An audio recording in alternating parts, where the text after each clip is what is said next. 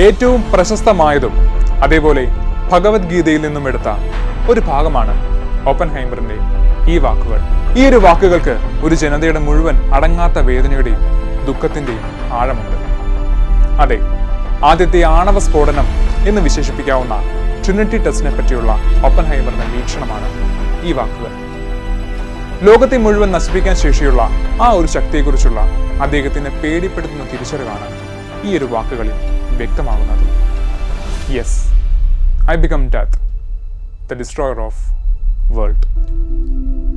താൻ സൃഷ്ടിച്ച atom bomb ലോകത്തെ തന്നെ നശിപ്പിക്കാൻ കെൽപ്പുള്ളതാണെന്നുള്ള തിരിച്ചറിവ് അദ്ദേഹത്തെ വല്ലാതെ ഭയപ്പെടുത്തുകയും അതിൽ നിന്ന് പിന്തിരിയാൻ ഭരണകൂടത്തോട് ഫൈറ്റ് ചെയ്യുകയും അവസാനം ഭരണകൂടത്തിന് തന്നെ ഇരയാവുകയും ചെയ്ത വിഖ്യാത ശാസ്ത്രജ്ഞനാണ് ജൂലിയൻ ഓപ്പൻഹൈമർ.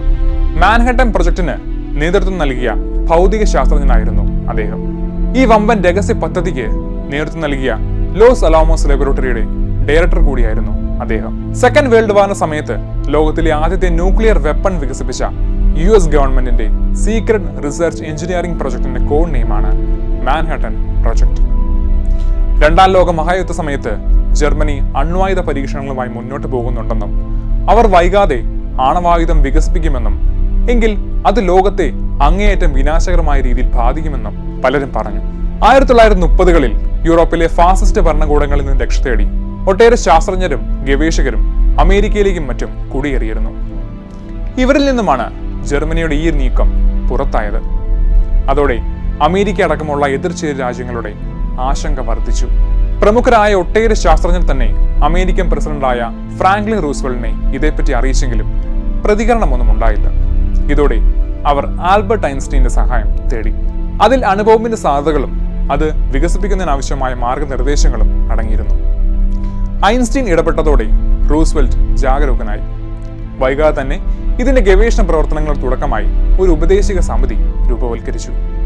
അങ്ങനെയാണ് മാൻഹട്ടൻ പ്രൊജക്ട് എന്ന ആശയത്തിലേക്ക് എത്തിച്ചേരുന്നത്. 1942 മാൻഹട്ടൻ എഞ്ചിനീയറിംഗ് ഡിസ്ട്രിക്ട് രൂപീകരിച്ചതോടെ മാൻഹട്ടൻ പദ്ധതി ഊർജ്ജ നിലയിലേക്ക് മാറി. യുറേനിയത്തിൽ നിന്നും യുറേനിയം 235 എന്ന ഐസോട്ടോപ്പ് എലമെന്റ് വേർതിരിച്ചെടുക്കുന്നതായിരുന്നു പ്രധാന വെല്ലുവിളി. ഇതിനായുള്ള സാങ്കേതിക വിദ്യകൾ വൈകാതെ വികസിക്കപ്പെട്ടു. പ്ലൂട്ടോണിയം 239 വികസിപ്പിക്കാനുള്ള ടെക്നിക് ഷിക്കാഗോ സർവകലാശാലയിലെ മെറ്റലർജിക്കൽ ലബോറട്ടറിയും വികസിപ്പിച്ചു. ഇതിനിടെ 1942 ഡിസംബറിൽ ഫെർമി ന്യൂക്ലിയർ ചെയിൻ റിയാക്ഷൻ സാധ്യമാക്കിയതോടെ ന്യൂക്ലിയർ പവറിലേക്കുള്ള നിർണായക ചുവടുവെപ്പായി. 1944 ആയപ്പോഴേക്കും ലീഡിംഗ് യൂണിവേഴ്സിറ്റിയിൽ നിന്നും ഇൻഡസ്ട്രി റിസർച്ച് ലാബുകളിൽ നിന്നുമെല്ലാം 6000 ശാസ്ത്രജ്ഞരും എഞ്ചിനീയർമാരും ലോകത്തിലെ ആദ്യത്തെ ന്യൂക്ലിയർ വെപ്പൺ വികസിപ്പിക്കുന്നതിനുള്ള പ്രവർത്തനത്തിലായിരുന്നു. രാജ്യത്തിന്റെ പല ഭാഗങ്ങളിലായി ചിതറിക്കിടക്കുന്ന ഗവേഷണ പദ്ധതികളെ ഒരിടത്തേക്ക് കൊണ്ടുവരിക എന്നതായിരുന്നു പ്രധാന ദൗത്യം. ജനവാസം കുറഞ്ഞ ഒരു മേഖല ഇതിനായി കണ്ടെത്തി. ന്യൂ മെക്സിക്കോയിലെ ലോസ് അലോമോസിലെ ഒരു വിദൂര പ്രദേശമായിരുന്നു അദ്ദേഹം നിർദ്ദേശിച്ചത്. ഓപ്പൻഹൈമറിനൊപ്പം തന്നെ എല്ലാ ശാസ്ത്രജ്ഞർക്കും ഈ ഒരു ടെസ്റ്റിന്റെ ഫലം നിർണായകമായിരുന്നു. ലോക ജനതയുടെ തന്നെ തലവര മാറ്റിമറിക്കാൻ മാത്രം ശേഷിയുള്ള ഒന്ന്. എന്താണ് തങ്ങളെ കാത്തിരിക്കുന്നതെന്ന് പോലും പലർക്കും അറിവുണ്ടായിരുന്നില്ല. പലരും ലോക അവസാനം വരെ ഉണ്ടായേക്കുമോ എന്ന് ഭയന്നു. 1945 ജൂലൈ 16 ന്യൂ മെക്സിക്കോയിലെ അലമോഗോർഡോയിലെ സൈനിക പരീക്ഷണ കേന്ദ്രത്തിൽ പുലർച്ചെ 5:30 ഇരുട്ടിൽ ആദ്യത്തെ അണുബോംബ് സ്ഫോടനം അമേരിക്ക പരീക്ഷണാർത്ഥത്തിൽ നടത്തി.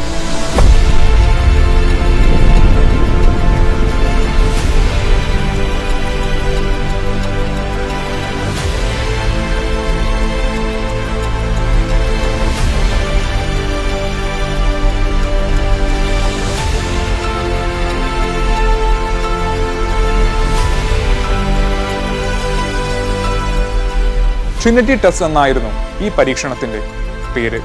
സ്ഫോടനത്തിന്റെയും മിന്നലിന്റെയും തീവ്രമായ തെളിച്ചത്തെ തുടർന്ന് മരുഭൂമിയിൽ നിന്നും വലിയൊരു കൂൺമേഘം ഉയർന്നു പൊങ്ങി. 50 കിലോമീറ്റർ അകലെയുള്ള വീടിന്റെ ജനൽച്ചില്ലുകൾ തകർന്നു. ലോകത്തെ തന്നെ മാറ്റിമറിച്ച പ്രകടനം ബങ്കറുകളിലും സുരക്ഷിത ഇടങ്ങളിലും വരുന്ന എല്ലാവരും വീക്ഷിച്ചു.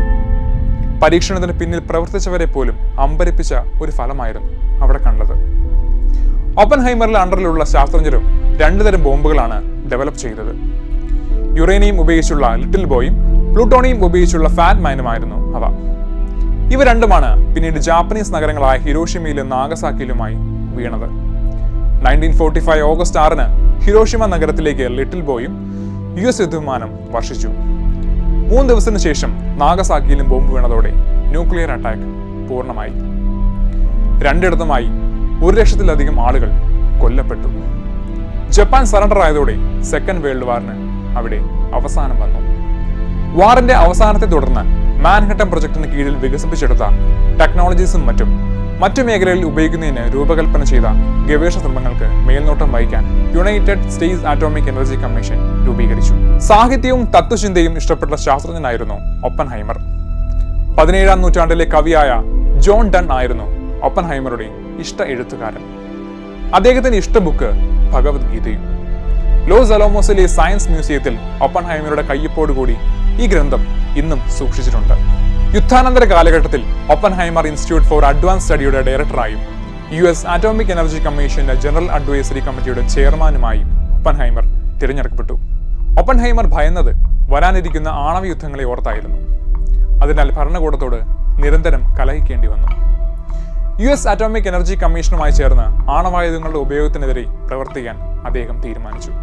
വൈകാതെ 1949-ൽ സോവിയറ്റ് യൂണിയൻ അണ്വായുധ പരീക്ഷണം നടത്തിയോടെ ഹൈഡ്രജൻ ബോംബ് നിർമ്മിക്കാനുള്ള പ്രവർത്തനങ്ങൾ ആരംഭിക്കാൻ US തീരുമാനിച്ചു. ഈ തീരുമാനത്തിനെതിരെ നിലകൊണ്ടവരിൽ പ്രധാനിയും ഒപ്പൻഹൈമർ ആയിരുന്നു. ഇതിൽ അദ്ദേഹത്തെ സംശയത്തോടെ നോക്കാൻ ഗവൺമെന്റിനെ പ്രേരിപ്പിച്ചു. സോവിയറ്റ് ചാരനായും കമ്മ്യൂണിസ്റ്റായും അദ്ദേഹത്തെ മുദ്രകുത്തി. തുടർന്ന് അദ്ദേഹം സർക്കാരിന്റെ എല്ലാവിധ പ്രൊജക്ടുകളിൽ നിന്നും മാറ്റി നിർത്തപ്പെട്ടു. അദ്ദേഹത്തിന്റെ നിരപരാധിത്വം തെളിയിക്കാൻ അദ്ദേഹം പലപ്പോഴും ശ്രമിച്ചു. ആ ശ്രമങ്ങൾക്ക് ഫലമായി ജോൺ എഫ് കെന്നഡി പ്രസിഡന്റായിരിക്കെ ഒപ്പൻഹൈമറുടെ സേവനങ്ങൾ മാനിച്ച് അദ്ദേഹത്തിന് എൻറിക്കോ ഫെർമി പുരസ്കാരം നൽകി. അങ്ങനെ 1967 ഫെബ്രുവരി 18-ന് ന്യൂജേഴ്സിയിലെ പ്രിൻസ്റ്റണിൽ അദ്ദേഹം അന്തരിച്ചു. ഇനി സിനിമയിലേക്ക് വരികയാണെങ്കിൽ ഈ കഴിഞ്ഞ ജൂലൈ 21-നാണ് ക്രിസ്റ്റഫർ നോളന്റെ ഒപ്പൻഹൈമർ റിലീസാകുന്നത്.